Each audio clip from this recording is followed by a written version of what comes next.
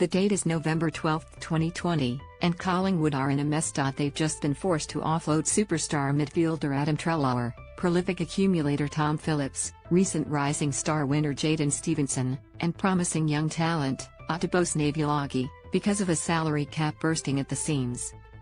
Watch in the video above, McRae's stern message to his players. Analysis, local footy and the biggest moments. 7 and 7plus are the home of footy shows for every fan.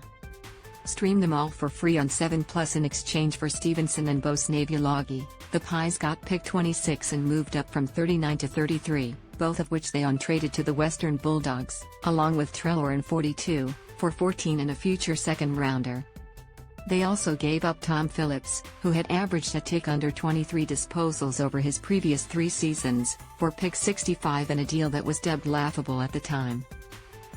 Then list manager Ned Guy was scolded by Pies fans for effectively bringing in pick 14 and a future second-round pick in exchange for Treloar, Stephenson, Phillips, Bosenavulagi, and picks 39 and 42. The maths just didn't add up, a disaster by anyone's measure. And all because a mismanagement of their salary cap had forced them into a corner with their hands tied. They simply needed to clear their books to stay within the cap and had to rip the band-aid off to do it. It was labelled a lamentable trade period from which the 2018 grand finalists would struggle to recover. Two-time North Melbourne Premiership player and expert footy analyst David King was bemused by it. "I can't believe what's happened at Collingwood, to be honest," he said at the time. "I can't understand where they're at right now. They've only had 3 top 30 picks in the last few years. They traded heavily to get Dane Beams into the club, and it's thrown their list build into chaos. They were being battered from pillar to post from every different direction. It was suffocating, bleak, grim. Collingwood are painting this as a grand plan to return the club to premiership contention. It looks nothing of the sort," The Guardian's Scott Heinrich wrote in 2020. "Either the left hand doesn't know what the right hand is doing or incompetency is rife. Either way, Collingwood have got themselves into a mess seldom seen." In the aftermath of the trade period, Guy defended the moves at the time as being part of a plan.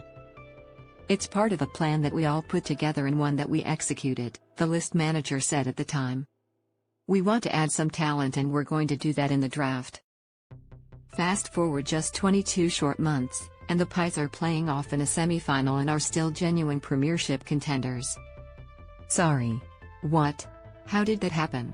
Guy's navigation through the tumultuous trade period seemed catastrophic, and it cost him his job. The former player-manager's tenure at Collingwood ended abruptly just months later when he resigned from his position. But it's hard to imagine the ghosts of the 2020 trade period didn't play a role. He had been there less than 4 years. In hindsight, maybe his much maligned moves weren't so bad. The evidence would suggest quite the opposite. Phillips played 4 games in 2021 and has been delisted.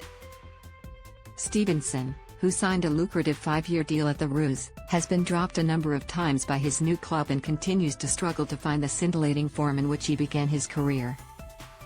Bosenavulagi has played 17 games in 2 years, averaging 8.9 disposals per game. Treloar is a bona fide star and was never going to disappoint at the Bulldogs.